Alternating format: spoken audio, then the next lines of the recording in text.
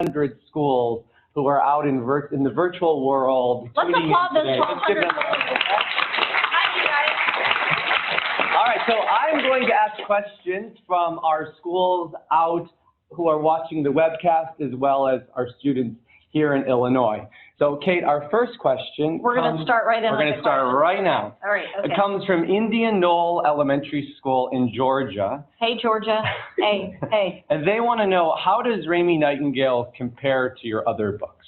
How does it compare? You mean like, is it? How are y'all doing there? And how does it compare? Is it better or is it worse? That kind of compare.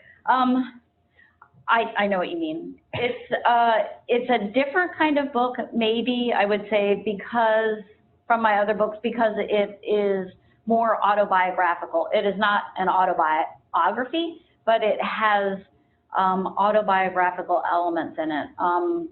There are certain truths there that Raymie went through that I went through. My father left when I was a kid, and I grew up in Central Florida. Raymie's in Central Florida, and also Raymie is very much the kind of kid that I was when I was a kid. So it's kind of like me on the page as a 10-year-old. So those things are different, I think, in this book.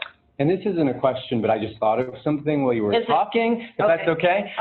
Something happened to me recently. I was reading a book called Schu by Deborah Friedman. You told me about that. It comes out in September. I'll send you a copy. Thank you. But something happened to me that's never happened to me before. I was reading the book and I went, I have to tell Raymie Nightingale about this book. Wait, Raymie Nightingale is not real.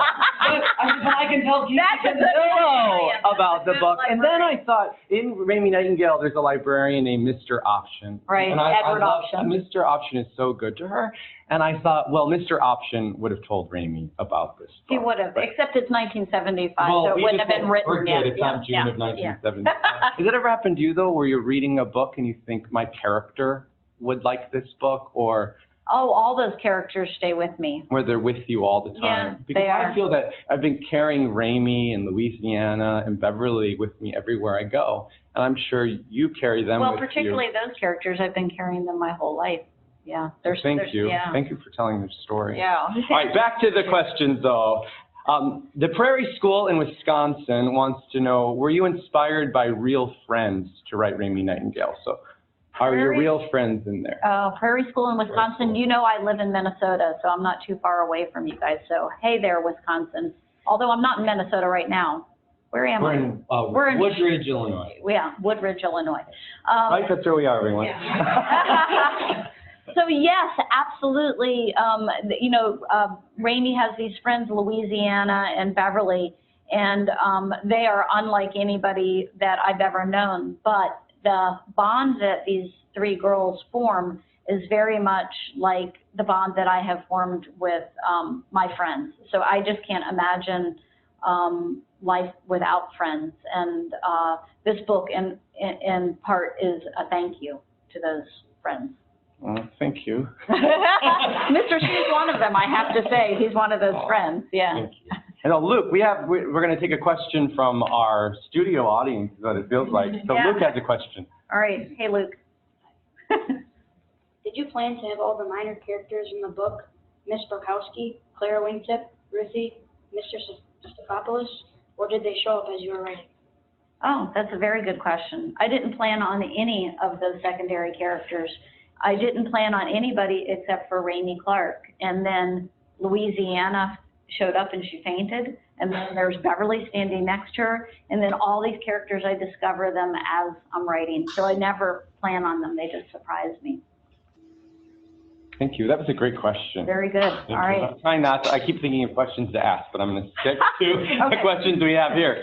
Our next question comes from just down the street in Bolingbrook, Illinois at Oakview Elementary. Hello, Oakview. Hello, Oakview. And they want to know, how did you decide what kind of person Raymie would be?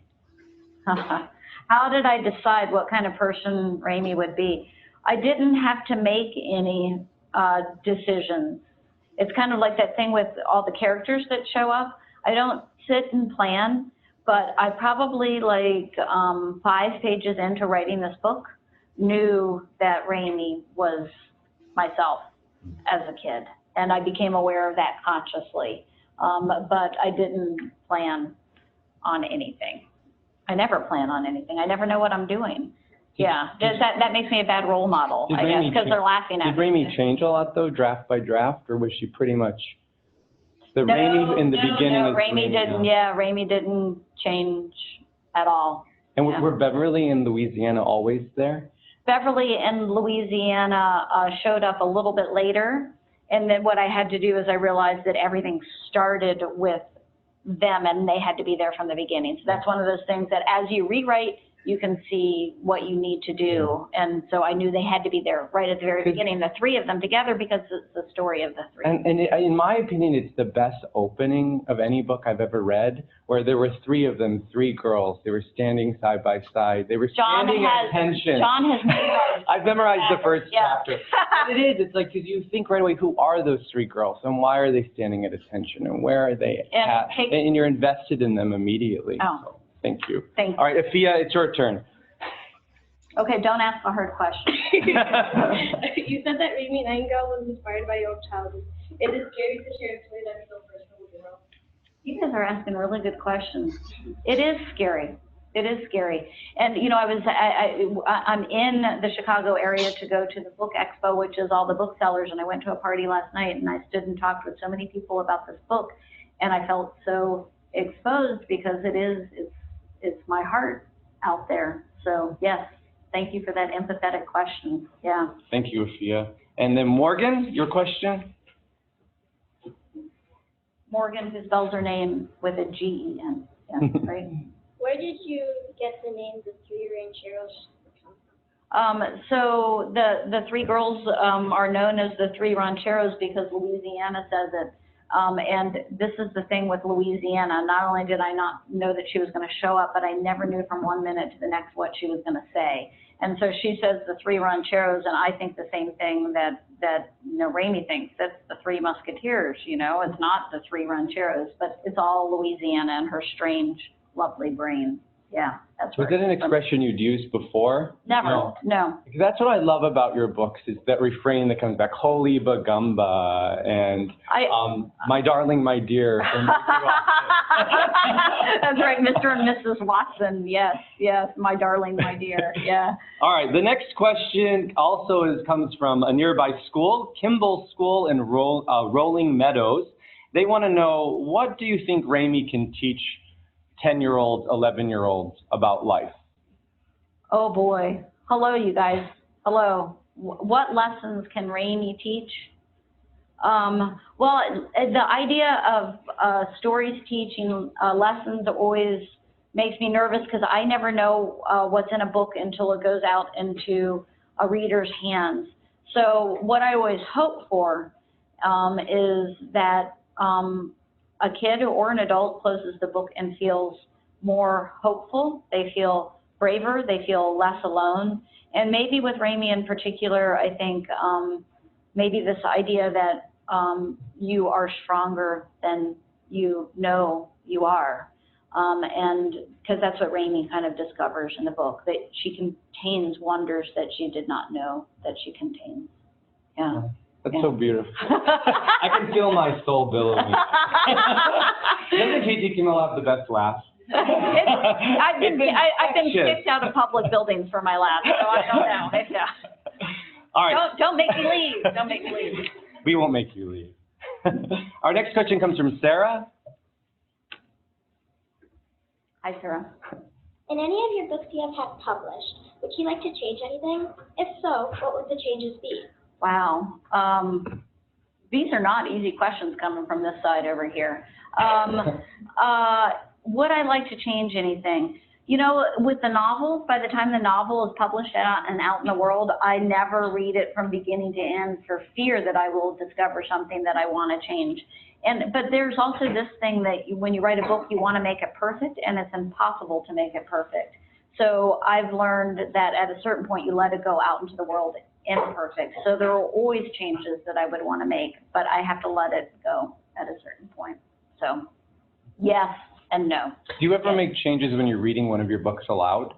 Yeah, Have you I ever do. where you're like, okay, I wish like this that, word had been here. Yep, I do. I just flip it around. I can, yep, I do. That must be difficult.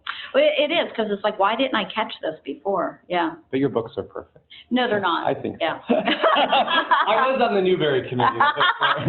Florida Ulysses. Yay, Which is why I have my donut socks on. So I am excited about summer because many people will have a bit more time to read. We should always make time for reading. I know both of us feel like a part of our soul is being crushed if we don't read every day. I was recently interviewed, and that's how I described it, that it feels like somebody's stomping on my heart if I don't make time to read every day. But we know during the summer, many people are able to make more time, and we are so lucky that you are our summer reading champion. Right. Can you tell us a little bit about what that means to be the summer reading champion? That means that I want everybody to have the experience that I had as a kid, which is to know where your public library is, to be able to get to your public library and to be a part of your public library summer reading program, which means that you don't have to do anything except go in there and pick the books that you want to read, because no one's going to tell you what to read. It's absolutely your choice about what to read. And also there are prizes and food. We had food sometimes at our public library. The I don't Cooper know. Memorial Sometimes, Public yeah, Library. sometimes there was pizza. Yeah, yeah. I visited Kate's childhood library in September. I visited your childhood library, the Cooper Memorial Public Library, and I stood there outside of your public library with tears in my eyes and goosebumps. Oh. Like realizing this is the place where you learn to love story. I love that library. I still dream about that library. And this is the thing about libraries. It's just like, because this can move me to tears, is that they are available to everybody. It's just like, it is the best deal. It costs you nothing. And there are librarians who are waiting there to like put books in your hands and to answer questions. And so that's being the summer reading champion, is just reminding y'all of that. Well, thank you for doing it. Yeah. All right, the next question comes from Wolcott Mills Elementary School in Indiana. And they want to, Indiana. hello, Indiana. They want to know, why is it important to read during the summer? Why is it important to read during the summer? Well, you know, there are educators and professionals who will say that they don't want you to, like, you know, lose the momentum that you've gotten during the year, but as a reader. But what I always say is because it feeds your soul, and because it takes you places that you can't go any place else. It opens up the whole world to you. And so for me, it's that thing of, yes, you want to keep your reading levels up, but more it's about expanding your soul, I think. Your books expand our souls. Oh. Sarah, right? No, not Sarah. Bella. Yeah. Sorry. Oh, Bella. Sorry, Bella. John did it. I love your I shirt. knew you were Bella, yeah. It's a great shirt, yeah. I read on your website that you took a college writing class, but you had no interest in writing. Called out in front of 1,200 schools. That's great. I was a reader, and I got it in my head in college that I could maybe be a writer, because a professor said to me that I should think about going to graduate school for writing. And so what I did then was just pretend to be a writer for a long time. I pretended to be a writer for like 9 years, and pretending to be a writer means that you wear a black turtleneck and you go around and you look really bored and disdainful, because that's the way writers are, right? And so I did that for a long time, and then I finally thought, I think this is what I'm supposed to do, and I'm going to have to make myself do it. So when I was 30 years old, I started writing 2 pages a day, and that's what I've been doing ever since. So for 22 years now, and somebody, when we were talking to the kids earlier, did the math of how many days I've been writing. It was an astonishing number. I was impressed with myself. It was like 8,000 or something. Yeah. Yeah, right? Yeah. Thank you, Bella. Okay. Librarian's name is unusual. It's your option. Why did you choose that name? Also, why did you choose to have him share a book about Florence Nightingale? There are no easy questions coming from this school. So the librarian in Raymie Nightingale, his name is Edward Option, and it's an unusual name. Why did I choose it? I never sit and choose names. It's more like names just kind of pop into my head. But when I look back on it, I think option, because everything's available in a library, you know, it's all, and so probably subconsciously, that's what I was thinking. And then why does he give her Florence Nightingale? I don't know. I love the name Florence Nightingale, and when I was a kid, the library had, there was this landmark series of books about famous people, And I always read those books kind of reluctantly because I'm like Raymie, I like a story, not nonfiction, but also because I would read those books about these famous people and think, I'm not measuring up. You know, because they were extraordinary as kids, and I'm not an extraordinary kid. And so I think that I just picked one of those famous people, and then look, Raymie measures up to her in a way. So. Do you collect names though? Like if you hear I do. I'm always writing down names, and the name sometimes leads to a novel, and sometimes it doesn't. But I'm like writing them down. Like your names, your character names just flow off the tongue. Well, they come out of my fevered brain. My fevered brain, yeah, and I don't know, that is one part of writing that's really easy for me, is names, and I love them, so. Thank you. Thank you. Thank you for that great question. All right, our next question comes from Milford School in Indiana, and they want to know, how did reading make you a great writer? Well, I don't know that I'm a great writer, but I am a reader, and I know that you can't be any kind of writer without reading. It's like when people ask for advice about how to be a writer, it's like the first thing that you have to do is read and read and read and read and read and read and read. And you should want to do that if you want to be a writer. And then the other thing that you need to do when you're a writer is write. And that's the thing that it took me a long time to figure out. I couldn't, you know, people say sometimes do you get ideas for books and other books? Sure. There are things that you connect to in one story that can lead you to write a totally different kind of story. So I read, and I have internalized, I think, how to tell a story from all the reading that I've done. So what have you read recently, or books during the summer that you think we should read, that in this room, if someone wanted to say, Anybody which read, book should you move? anybody read, I'll do one and you do one. Okay, so The Wild Robot. Yeah. So did you just finish it? Yeah, I loved it. I loved it. Mr. Schu recommended it. And Roz is such a good mom in that book. that book made me cry. Yeah. My friend Colby Sharp, his name is Mr. Colby Sharp, and he is a third grade teacher in Parma, Michigan. He gives the best book talk for The Wild Robot. He says it's Hatchet 2.0. So that's what I've been saying in my presentation. That's Mr. great. Colby Sharp said this is Hatchet 2.0. Now you recommend a book. So, well, Raymie Nightingale first. I've heard of that, yeah. Second book is Pax by Sarah Pennypacker. Which, It does have an animal on the cover, and I know how you feel about animals on the cover, but it is a beautiful book about a fox named Pax and a boy named Peter. And if you've not read it, have any of you read Pax? A few of you? Okay. Did it make you cry?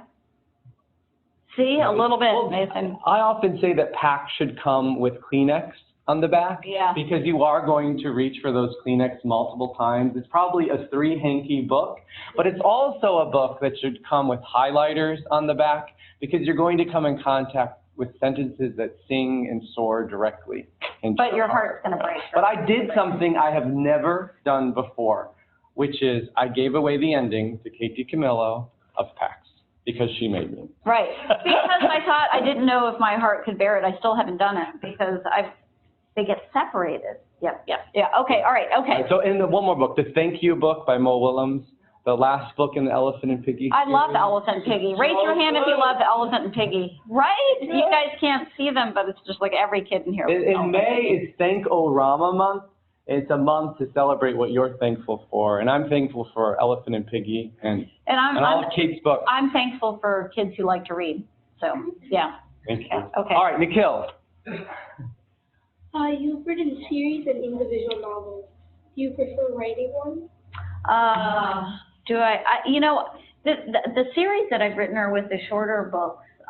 So Mercy Watson, and I love writing Mercy Watson because it's not as hard as a novel, because all I have to do is put the pig in a situation and then I just stand back and follow the pig and watch her make a mess out of everything, you know.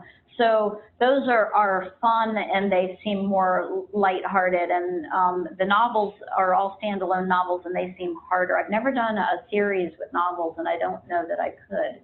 So I don't know that I'm strong enough for that. Yeah. Is it harder to write a series or? It's harder for me to write a novel. Yeah. That was a good question. Yeah. Thank you, Nikhil. All right, our next question comes from Milton Elementary School in Kentucky. And they want to know, what do you tell kids who say, I don't like to read? What? What? You really? You don't like to read? You know, even when I was a kid, I loved to put books into other kids' hands. And there were 2 books that I knew that if a kid said to me they didn't like to read, there were 2 books that I knew that I could give them that they would like. Mixed Up Files. And this is, how many of y'all have read that? And so even kids that don't like to read would like to read that. And then Pippi Longstocking. Anybody read Pippi Longstocking? Yes, right?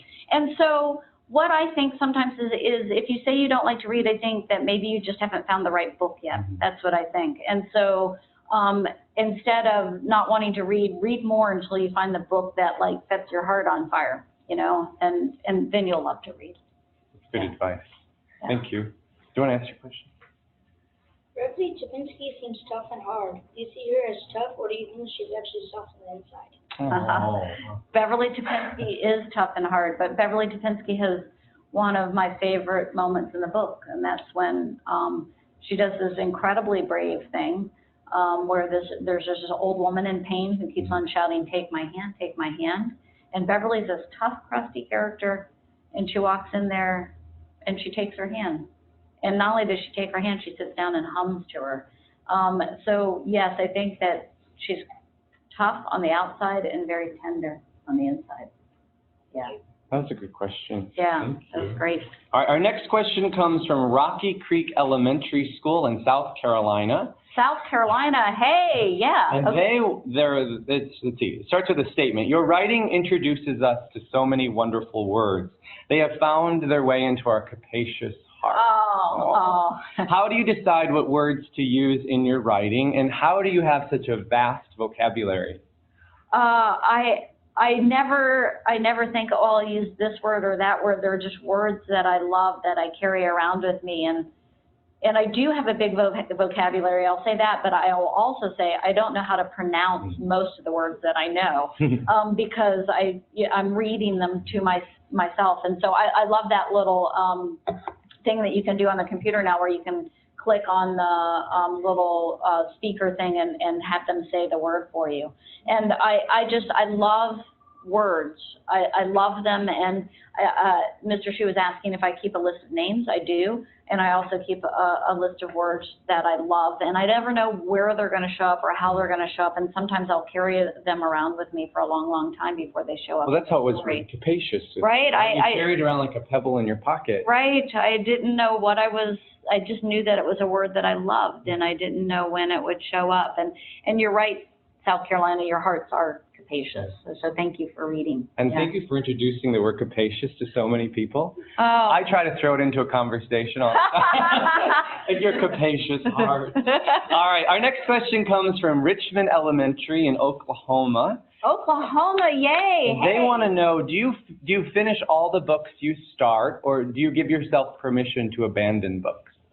Oh, you guys are asking great questions there in Oklahoma. I do not finish all the books that I start, and I do give myself permission to abandon it if it doesn't seem like I'm telling it right. But what I've learned over the years of doing this is, while I might put it aside, I've learned to not let it go entirely, because sometimes something will happen. I'll read something, or something will happen to me personally, and all of a sudden I'll understand how to tell that story. So if you're working on stories and they're not working, there's a point sometimes, I think, where you have to keep on going even when you don't want to, because you always hit that point in a story. And then there's also a point where you have to ask yourself the question, am I going to put this aside because I'm lazy, because I'm afraid? Those aren't good reasons not to do it. But if you feel like you're not plugged into telling it right, then you should put it aside.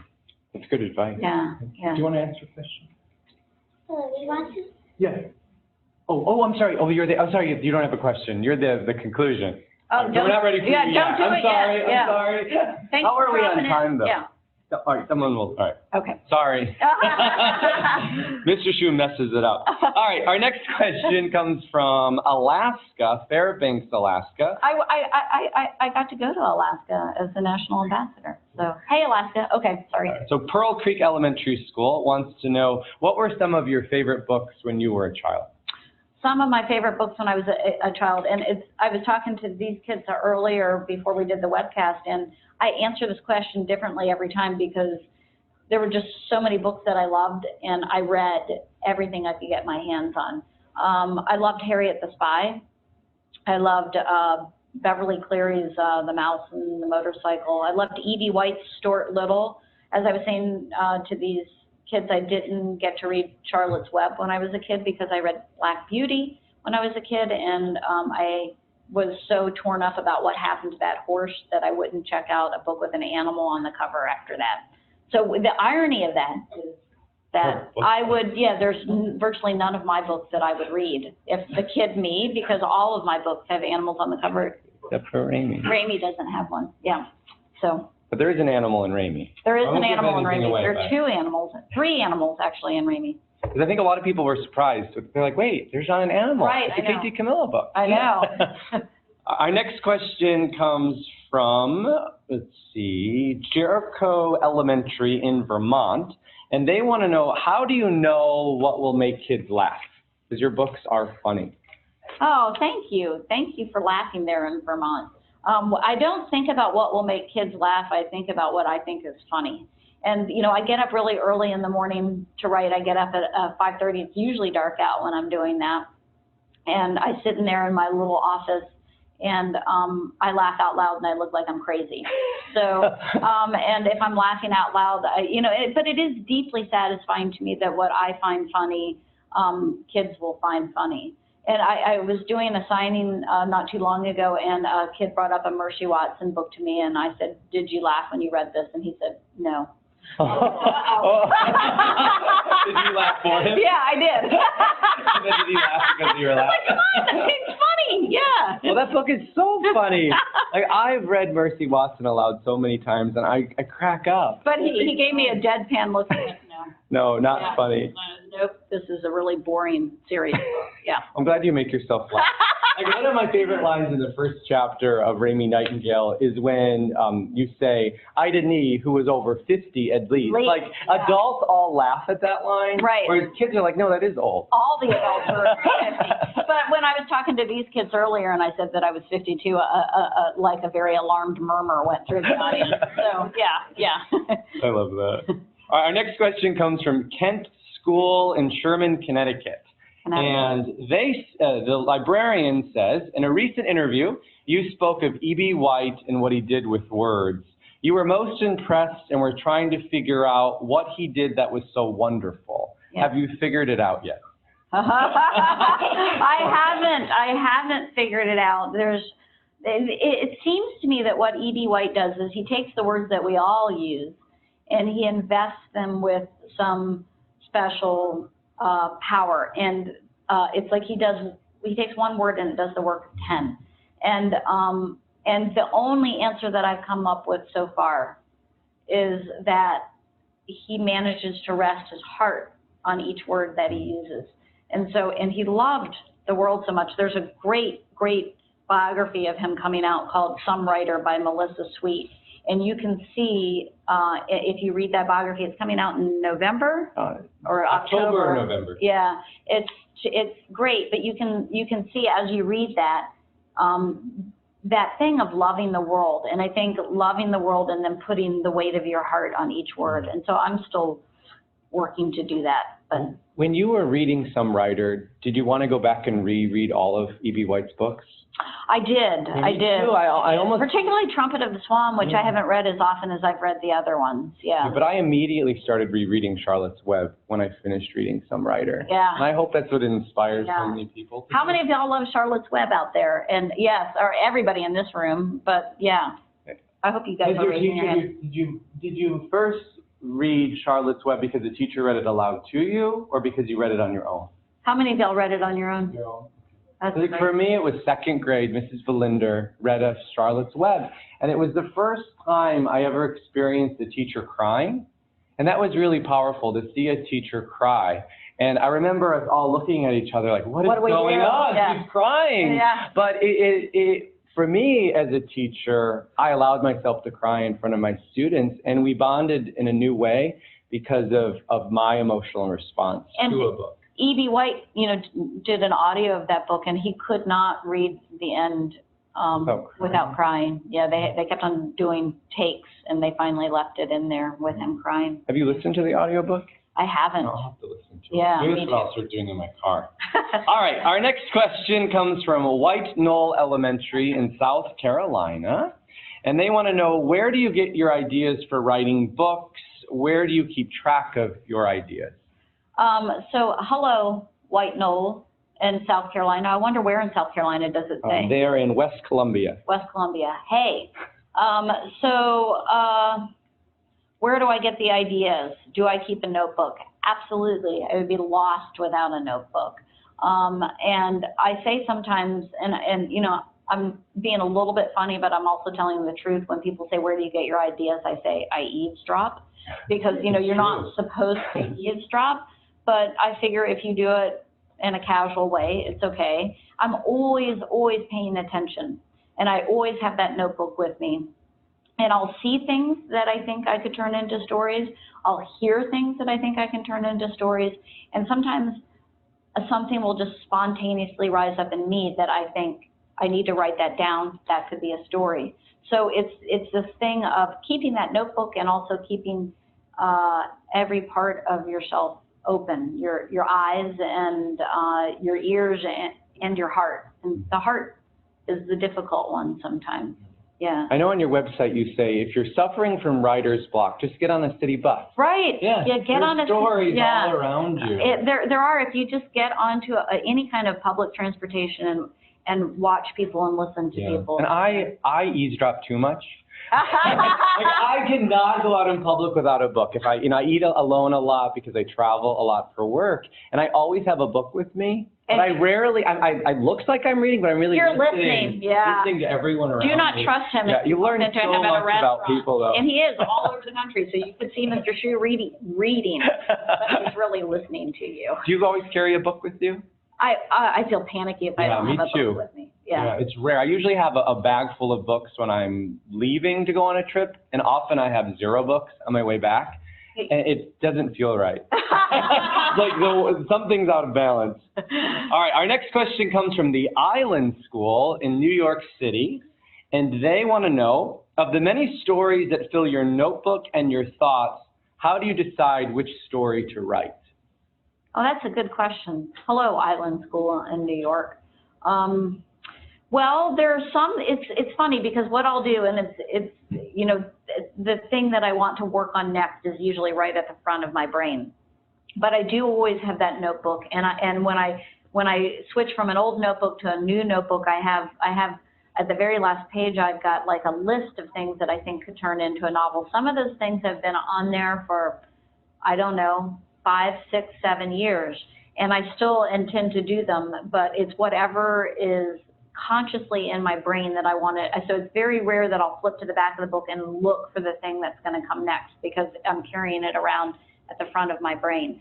But at the same time, every time I rewrite that list when I have a new notebook, I feel that little spark of, oh, I want to do this, I want to do that. And do you save all your notebooks? I do save all my notebooks, and I don't know what anybody would do with them.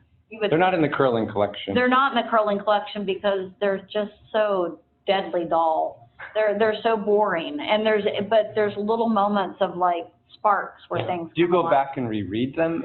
I don't, but I will go back sometimes and look for something because I also tape things in my notebook. How many of y'all do stuff in your journal where you'll see a leaf that's cool or a ticket from something? Well? Yeah, and I'll just tape them in there with Scotch tape. Yeah, there's a blossom off the tree right before I left home, and I took that and taped it in there. Yeah. That is so cool. Yeah, I just live in those notebooks, kind of, Well, I'm glad you keep them. Yeah, but they're very boring. Our next question comes from Big Walnut Intermediate School in Ohio. And they want to know, what was a surprising thing you learned when you were creating one of your books? So it's something that surprised you along the way. Something that surprised me when I was writing one of my books. I don't think I've ever been asked that question before.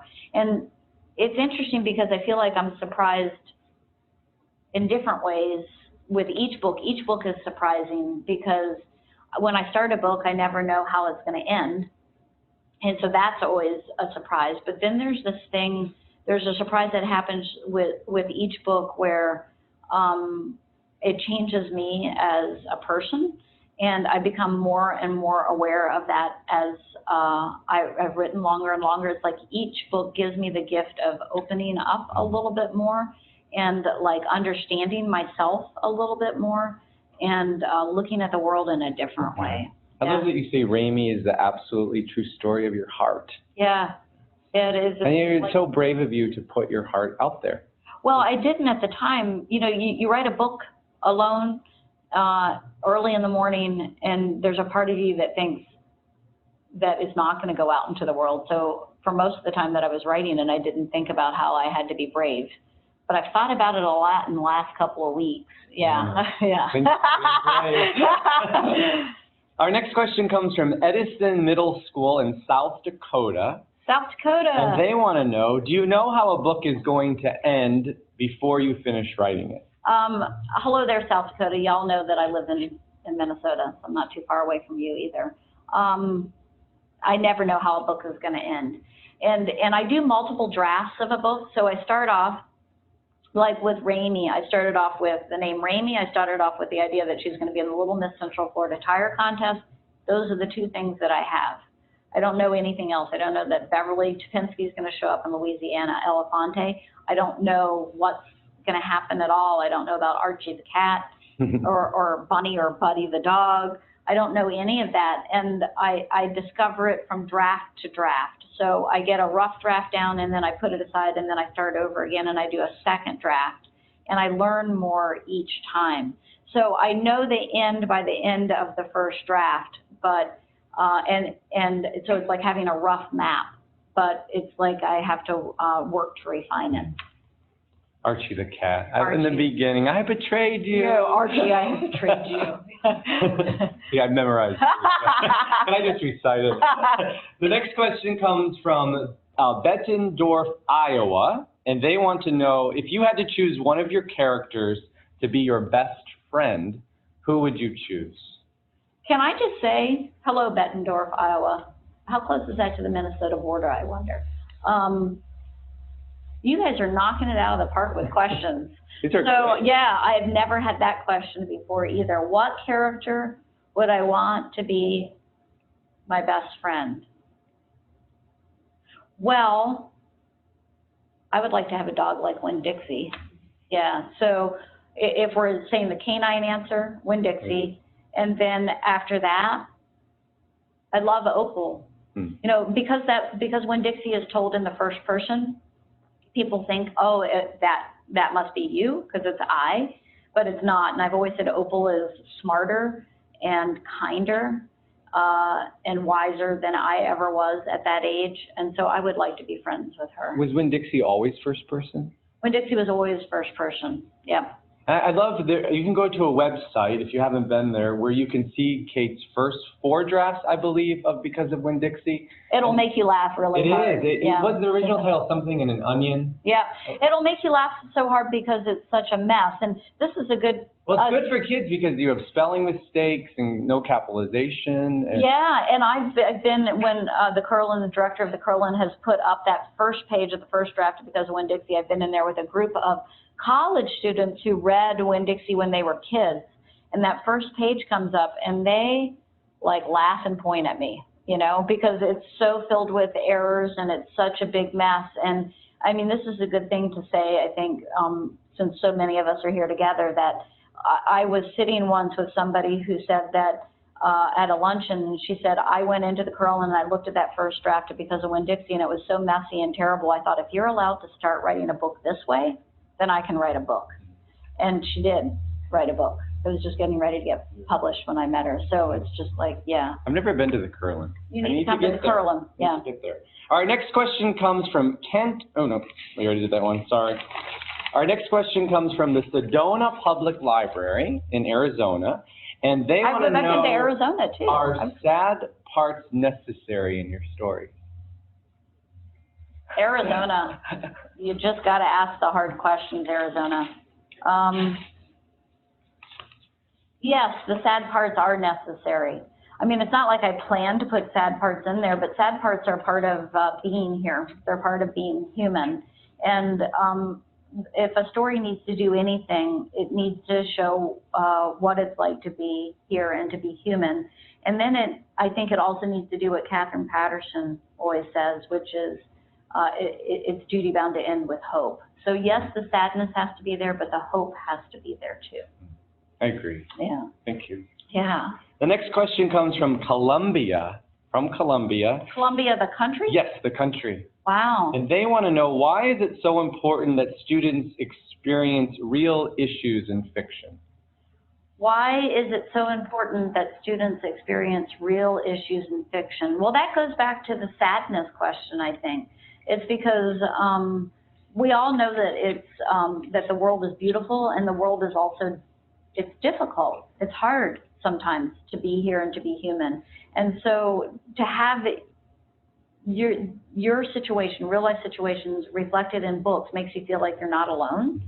And it also, in addition to making you feel like you're a part of your community, it also helps you understand something that you might not have understood before. So it makes you more empathetic. It makes you more able to see into somebody else's heart. And when we can see into somebody else's heart, then we're more likely to forgive, I think. And also it allows you to experience something you are not experiencing yourself, or understand what a friend is experiencing. Right. That's where, the power of story, and as you say, how stories connect us. Right. And you go back to books sometimes, because sometimes there's something that you read it and you took what you needed, and then something happens to you in life and you think, oh, yeah, you better understand. I need to read Charlotte's Web. Yeah. Because it will help me understand this. Yeah.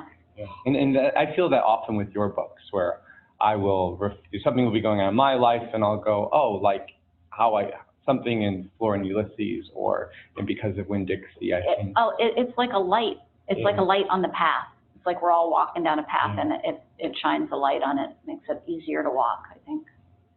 Our next question comes from Bozeman, and they want to know... Montana? All right. And they want to know, are there any of your characters who you often think about? We talked about that a little bit earlier. Yeah. And do you ever wonder what they're doing now and how they're feeling?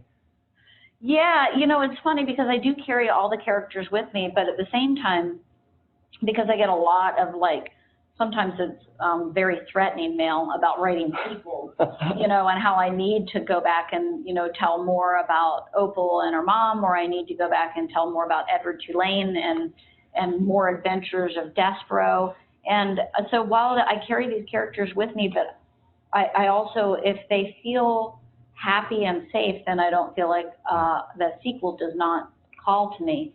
I was a few years ago talking to a group where they were saying I had to write a sequel to Edward Tulane, and I said, I don't think I'll ever do it. And then one boy raised his hand and said, but what about Bryce? Couldn't you write a novel that's about Bryce? And that spoke to me, and I think, yeah, I might. So maybe for all of your secondary characters are so real.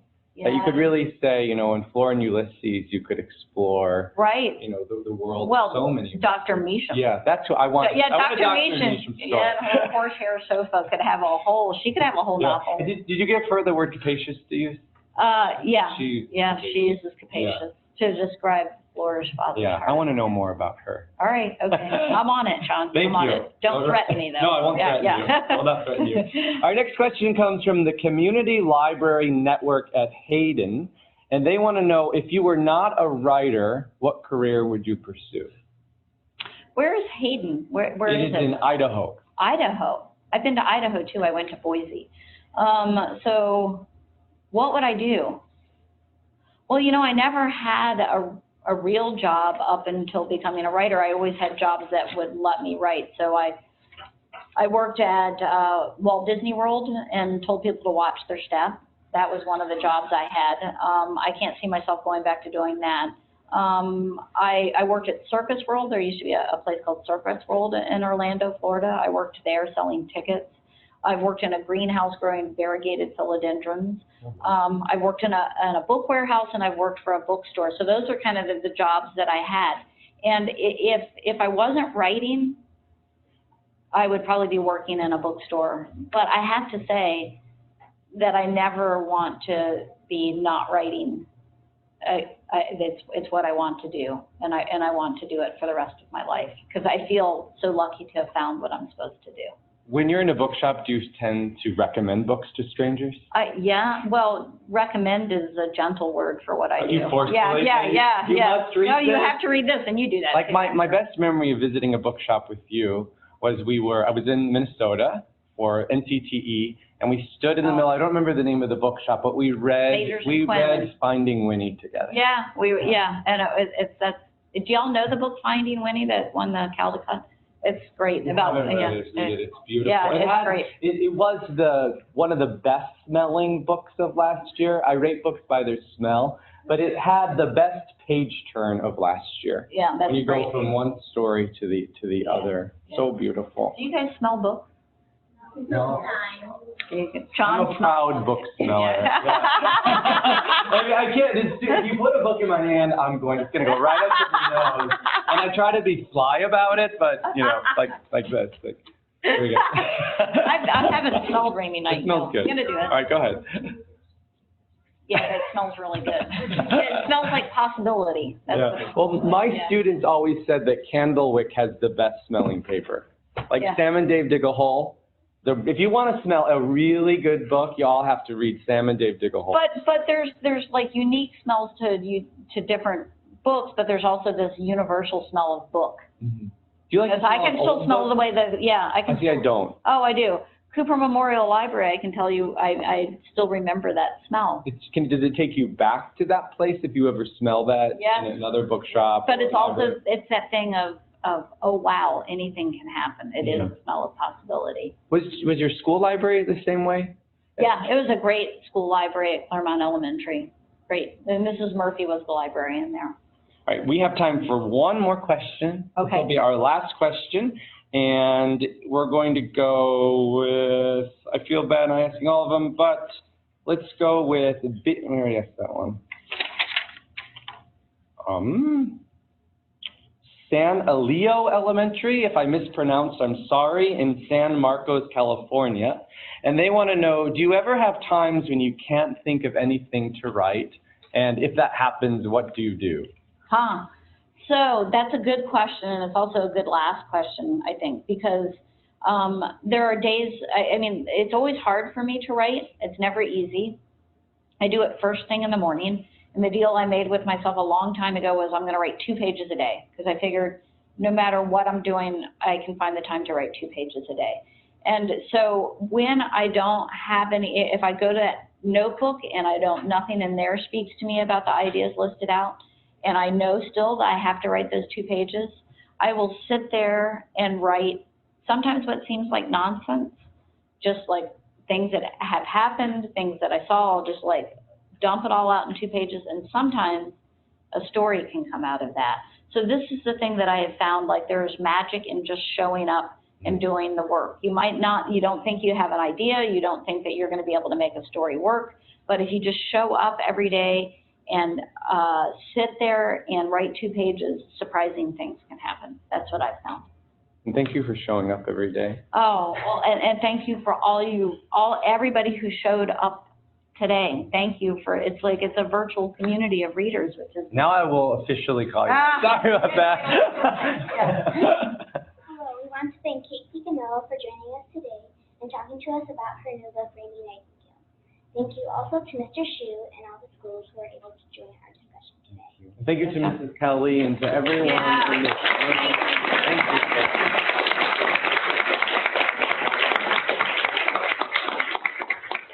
Thank you.